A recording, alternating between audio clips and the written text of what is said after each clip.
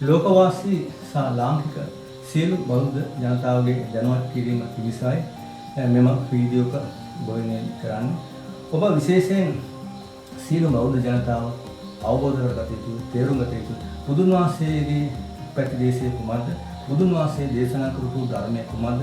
බුදුන් වහන්සේ දේශනා කරපු ධර්මයේ අපේ ලෞකික ජීවිතේ, ලෝකෝත්තර ජීවිතේ අවලෝකමත් කරගන්නේ කොහොමද? ඒ වගේම මනුෂ්‍ය ගුණධර්ම වඩ아가න්නේ කොහොමද?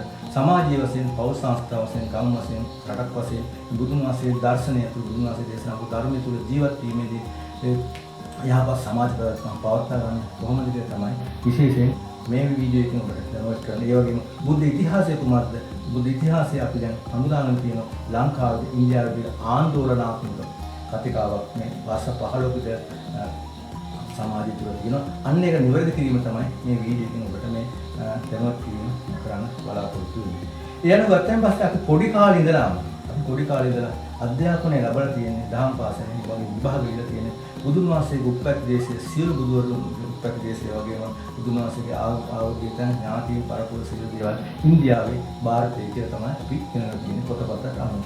ඉතින් මේ ඉන්දියාවේ කියලා මේ ඉගෙනගත්ත දේවල් තමුන් තමයි අපේ බෞද්ධයා කටයුතු කරන්නේ, ක්‍රියා කරන්නේ. ඒ වගේම ජම්බුද්දීප වන්දනා කියලා වසර 50 60ක සීල කාලේ ඉඳලා අපේ කට්ටිය ඉන්දියාවේ යන මේ ස්ථාන දැක පුදා ගන්න. නමුත් මේ ස්ථාන ගත්තයින් පස්සේ මේක සම්පූර්ණ අවුල් ජාලයක් වෙච්ච සුද්දා විසින් 1836 ඉංග්‍රීසි ජාතික ජෝන්ස් කියන ඒ සුද්දා විසින් මේ ඉන්දියාවේ මේ ස්ථාපිත කළා මේ බුදුන් වහන්සේගේ පුදුම ස්ථාන ඉන්දියාවේ පිරිනමන ස්ථාන මේ සියලු ස්ථාන ඉන්දියාවේ කියලා බෞද්ධයා නමක යවලා ඒ වගේම ධර්මපාලතුමත් ඉන්දියාවට ගිහිල්ලා ඒ ඉන්දියාවේ අය මේ එකතු කරගෙන ලංකාවේ බෞද්ධයා ඉන්දියාවට අරගෙන මේ සම්පූර්ණ විකෘතියක් කරපු අවස්ථාවක් තමයි අපිට මේ කතා කරන්නලා තියෙන්නේ බුදු ඉතිහාසයේ නිවැරදි කරගන්න.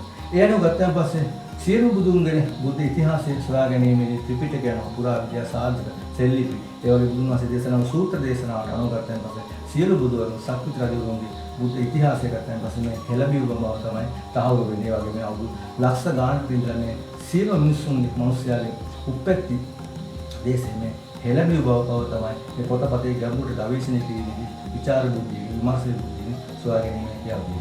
ඒ අනුව ගත්තන් පස්සේ අපි ඉන්දියාවේ තියෙන පොතපත කියවෙන් පස්සේ විශේෂයෙන් ඉන්දියාවේ අසිරිමත් ඉන්දියාව කියලා පොතක් තියෙන. මේ පොතේ කියවෙන් පස්සේ බුදුන් වහන්සේ කියන නම මේ ශ්‍රේෂ්ඨ නායක පිළිමද බුදුන් වහන්සේගේ නමක් එහෙම සඳහන් වෙනවා. ඒ වගේ වසාන්තුමාගේ පොතපත ඒ වගේම වේද පොත්වල ගත්තන් පස්සේ මේ ශ්‍රේෂ්ඨ නායක බුදුන් වහන්සේගේ නමක් ගමකේ පොත්පත්වල සඳහන් වෙනවා. තුන් පාරක් ඉන්දියාවට ගිහපු කෙනෙක් වශයෙන් 2011 2017 ඉන්දියාවේ සියලු ස්ථාන පීර සොයා බලන කෙනෙක් වශයෙන් ඉන්දියාවේ එවැනි තොරතුරු. නමුත් ලංකාවේ ඉන්දියාවට බුද්ධ ආගම ගෙන් තියෙනවා. ඒ ස්ථාන ඒ රජවරු ඒ කාලේ ස්ථාන හදලා තියෙනවා. ඒතර මේ සියලු ස්ථාන ටික ලංකාවේ තියෙන නංගම් ඉන්දියාවේ තියෙනවා. ඒවට ගෞරවයක් වශයෙන් ලංකාවට ගෞරවයක් වශයෙන් ඉන්දියාවේ ඒ ස්ථාන ස්ථාපිත කරලා තියෙන ලංකාව. නමුත් ඒවා දුර ප්‍රමාණය දිශාව සම්පූර්ණ අහසට පොළවගේ. නමුත් අපි මෙතන පැහැදිලි කරන්න බලාපොරොත්තු වෙන්නේ බුද්ධ ඉතිහාසයේ ලංකාවේ, ඉන්දියාවේ, ಭಾರತයේ කියන කතාවේදී මේ සියලු තොරතුරු ලංකාව තුළ සිදුහත් කුමන පුදුම ස්ථානය, ඒ වගේම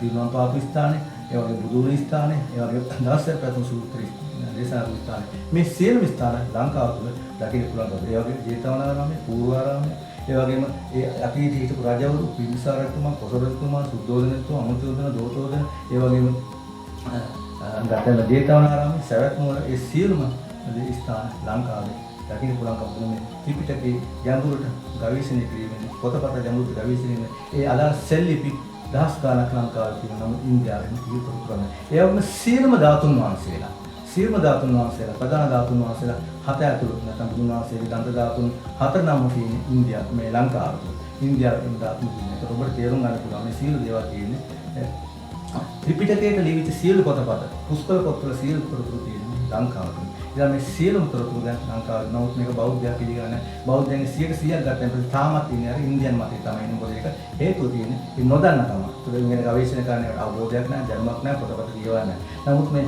සියලුම තොරතුරු ගවේෂණය කිරීමේදී හොයාගෙන කියනවා මේ ලංකාව තුළ තමයි මේ බුදුන් වහන්සේගේ සියලුම ආවගිතන ත්‍රිපිටකයන් ඒ වගේ රජවරුන් නංගම් කොම ගංගාවර නංගම් ප්‍රදේශ නංගම් තියෙනවා. ඒ වගේම මේ ත්‍රිපිටකයේ සූත්‍ර දේශනාවේ තියෙන ඔබ අහලා තියෙනවා අටුවාව තියෙනවා. සූත්‍ර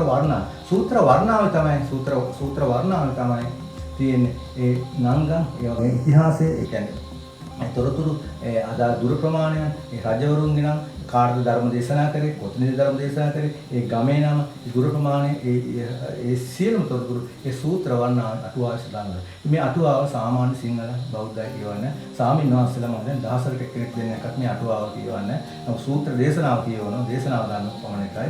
නමුත් අටුවාවේ තමයි සම්පූර්ණ පරිසර වර්ණාව සමාජීය තොරතුරු කොම ඇතුළත් වෙන්නේ අටුවාව. ඉතින් මේ ලංකාවේ මේ ස්ථාන ටික අපි දැන් හඳුනාගෙන තියෙන දැන් අවුරුදු 15ක් විතර මම විශාල මේ පොතපත කියවලා ගවේෂණය කරලා විමර්ශන බුද්ධික විචාර දුන්නේ අතුලට රිංගලා තොරතුරු හොයාගෙන තියෙනවා. ඒ වගේ මේ ස්ථාන වලට අපි දැන් ජනතාව හඳ පුදා ගන්න දඹදිව චාරිකා කියලා මේ ලංකාවෙම තමයි දැකගෙන යන්නේ. ඒතකොට මේ ස්ථාන දැන් 20කට වැඩි ප්‍රධාන ස්ථාන තියෙනවා. ප්‍රධාන ස්ථාන 10කට වැඩි තියෙනවා. ඒ වගේ සිද්ධාර්ථමයි පුදුම ස්ථානේ, ඒ වගේ බුදුන් ස්ථානේ, රසපතු සූත්‍ර දේශනා කරපු ස්ථානේ, පිරිනමන පාව ස්ථානේ, ජේතවනාරාමේ, පූර්වාරාමේ, ඒ වගේ වේළුවනාරාමේ, ඒ වගේ සියලුම ස්ථාන ලංකාවේ තියෙනවා. මේ ස්ථාන දැන් ජනවාරි මාසෙදී අපි දැන් කණ්ඩායම් 6ක් විතර හඳ පුදා ගන්න දඹදිව චාරිකාව කියන මේ ලංකාව තුළම තමයි එකගෙන යන්න මේ ස්ථාන නිවැරදිව දැක පුදාගෙන කියලා දෙනවා. ඒ වගේ බුදුන් වහන්සේම දේශනා කරන මහා පරිනිබ්බාන සූත්‍රය, මහා පරිනිබ්බාන සූත්‍රය ආන්නාවට මෙන්න මේ ස්ථාන හතරක් ගැන අවිජහිත වෙනස් නොවන මේ ස්ථාන හතරක් ගැන දේශනා කරලා තියෙනවා. ඒ ස්ථාන හතර වැඳ පුදා ගන්න. ඒ ස්ථාන හතර වැඳ පුදා ගත්තොත් ඔබ අනිවාර්යයෙන් මරණයෙන් පස්සේ දුගතිය උපදින සුගතිය උපදින බුදුන් වහන්සේම දේශනා කරා. ඉතින් මේ ස්ථාන හතර වැඳ පුදා ගන්න ඉන්දියාව යන අවස්ථාව වෙනකොට මේක ඉස්සෙල්ලා ඉන්දියාවට ගියා. නමුත් දැන් අවස්ථාවේ මේ ස්ථාන හතර ලංකාවේ තියෙනවා. ඉතින් පැය 5ක් 6ක් ඇතුළත මේ ස්ථාන දෙකක් තුනක් අද පුදාගෙන කියලා තියෙනවා. මේ ස්ථාන ටික ඔක්කොම 10-15000 විදන් කරලා වැඳ පුදා ගන්න දැක බලාගෙන කියලා තියෙනවා. ඉන්දියාවෙන් අස්ස දෙකක් තුනක් විතර විදන් කරලා යන්න පුළුවන් කවුරුත්. කැමති අය මුදල් විදන් ඉන්දියාවට ගිහින් ඉන්දියාවට සොයාගෙන ආවිල්ලා ලංකාවට සොයාගෙන නිවැරදිව ටික අවබෝධ කරගන්න කියලා තේරුම් ගන්න කියලා තියෙනවා. මොකද තමන්ගේ ධර්ම පද්ධතිය මේකට කරන්නේ. ඒ වගේ බුදුන් වහන්සේ දේශනා කරපු ධර්මය කොහොමද? ඒ ධර්මය අපේ ලෝකෝත්තර ගමන කොහොමද ආලෝකමත් කරන්නේ? ලෞකික ගමන කොහොමද ආලෝකමත් කරගන්නේ? කියන විශේෂයෙන් අපේ ප්‍රඥාව අවදි කරගන්න විශේෂයෙන් වැදගත් වෙන බුදුන් වහන්සේගේ ධර්මය. පමණයි කියන බුදුන් වහන්සේ කොහේ පුදුනක් කමන ධර්මද? එහෙම කියනාට බුදුන් වහන්සේගේ ධර්මය දන්නෙත් නැහැ. බුදුන් වහන්සේ ඉතිහාසය දන්නේ නැහැ. මොකක් කරන්නේ නැහැ. අවුරුදු ගණන් බණ භාවනා කරන චතුරාර්ය සත්‍ය මොකද කියන්නේ තමතුලින් ගලපලා කියන්නේ කියන්නේ කිසි කෙනෙක් දන්නේ නැහැ. දැන් වර්තමානයේ දැන් මේ මොහොත වෙනකොට ඔබ දන්නවා දලදා ප්‍රදර්ශනයක් පවත්වනවා. මේ දලදා ප්‍රදර්ශනයේදී යන අයගෙන් 100 දෙනෙක් අහම්බුවෙන් 100 දෙනෙක් තෝරාගෙන චතුරාර්ය සත්‍ය තමතුලින් ගලපලා කියන්නේ කියන්නේ වචන හතරකම එකයි කියන්නේ. නමුත් අවුරුදු ගානක් චතුරාර්ය සත්‍යව තමතුලින් ගලපලා කියන්න පුළුවන් කම නැහැ. නමුත් ඒක වඳිනවා. බුදුන් වහන්සේ වක්කලීට කියනවා බුදුන් වහන්සේ කියනවා වක්කලී මාදිහා බලන් ඉන්න එපා. තමාතුල ධර්මයේ තමාතුලින් දකින්න කියලා. බුදුන් වහන්සේගේ දලදා වඳින්න ගියා කියලා වැඩක් නැහැ. බුදුන් වහන්සේ දැක්කා සමාන කියලා ඒගොල්ලෝ හිතන් ඉන්නවා. බුදුහාම දකින්න නම් ධර්මයේ තමාතුලින් දකින්න. අන්න ධර්මයේ තමාතුලින් දැකපු කෙනෙකුට අර දලදා වඳිනවා යනවා කියන බුදුන් වහන්සේ දැක්කා සමාන වෙන. මොකද ධර්මයේ තමාතුලින් දකින්න. භෞතික වශයෙන් බුදුන් වහන්සේ ඒ දන්තදාත්මාවසේ දැක්කන්නේ තමත දැන්සේ ප්‍රඥාවක් වදිනේ අවදි වෙලා ඒ වගේ සම්මුති වශයෙන් ලෝකෝත්තර නිවන් මාර්ගයට පූර්ණ වෙනවා. ඉතින් මේ කරුණාකාරයට පැහැදිලි කරේ ඉතින් බුදුන් වහන්සේගේ මේ සියලුම ස්ථාන ලංකාවේ තියෙනවා. ඒක උදාහරණයක් කියලා තියෙනවා. මේ සියලුම ස්ථාන ලංකාවේ තියෙන අද පුදා ගන්නවා මේ ස්ථානට යන්න බලන්න දෙකින් දකින්න කෙටි වෙලාවක කෙටි කාලේ යන පුළුවන් කවුරුද. ඉතින් මේ ඉන්දියාවේ මේ සීලතොරතුරු ලංකාවේ මේ සීලතොරතුරුත් අපි අපේ ජම්බුද්දීපේ channel එකේ දාලා තියෙනවා. ඒක ජම්බුද්දීපේ channel එක බැලුවාට පස්සේ සම්පූර්ණ ඉන්දියාවේ තොරතුරු මම මුලින්ම දාලා තියෙන ඉන්දියාවේ මේ සියලුම ස්ථාන අපි ගිහිල්ලා ගවේෂණය කරලා ඒක වීඩියෝ කරලා සීලතොරතුරු ඉන්දියාවේ තොරතුරු දාලා තියෙනවා. ලංකාවේ තොරතුරු දාලා තියෙනවා. යටින් අපි මේ channel එකේ යටින් link එක දාන්න. ඒකට අපිට බලා ගන්න පුළුවන්. ඉන්දියාවේ සහ ලංකාවේ අතර මේ වෙනස මොකක්ද කියලා. බුදුන් වහන්සේ ඉපදුන මේ බුදුන් වහන්සේ මේ බුදුන් ස්ථාන තමයි ඉන්දියාවේ කවුරුත් දන්නේ බුද්ධ ගයාවට. දැන් බුද්ධ ගයාවත් මේ මොහොත වෙනකොට Hindu මිනිස්සු අවුරුදු 600 කට Hindu කෝවිලක් වශයෙන් සටහන් වෙච්චදී අද Hindu මිනිස්සු මේ කෝවිල ඉල්ලනවා. මොකද අද ඒක ලෝකේ බෞද්ධ එකට විරුද්ධව දැන් ഘോഷණය කරනවා. ඒක එවැනි තත්ත්වයක් තමයි දැන් වර්තමානයේ තියෙන්නේ. ඉතින් ඒ නිසා සිතාර්ථ කුමාරයේ මේ බුදුන් ස්ථානය අපි හඳුනා ගන්න ඉන්දියාවේ බුද්ධ ගයාව. ලංකාවේ ස්ථාන තියෙනවා. ඒ ස්ථාන තියෙන දැක බලා ගත්තොත් අපිට නිවැරදිව මේ ස්ථාන හඳුනා ගැනීම හැකියාවක් තියෙනවා. ඒකට ඉන්දියාවට යන කෙනා ඉන්දියාවට යන ලංකාවට ගිහිල්ලා මේ ස්ථාන ටික පොඩි මුදල් 10-15000ක් විදන් කරොත් මේ ස්ථාන ටිකට අද පුදා ගන්න දැක බලා ගන්න හැකියාවක් නැහැ. ඒ නිසා ඔබගේ බුද්ධියට ප්‍රඥාවට අනුව මේක තේරුම් ගන්න කටයුතු කරනවා. ඒ වගේම යන සීල දෙනාට අපි ඉන්දියාවේ සාමයේ දඹදිව චාරිකා විදිහට සම්පූර්ණ විස්තර පත්‍රිකාවක් අපිට වදන මේක ඉතිහාසයේ රැස්වෙන්නේ කොහොමද බොරුව මිත්‍යා රැතුන කොහොමද කියලා සම්පූර්ණ විස්තරයක් දෙනවා. ඒ පොඩි කාලේ ඉන්න වෙනස් දේ රැස්වෙන කොහොමද.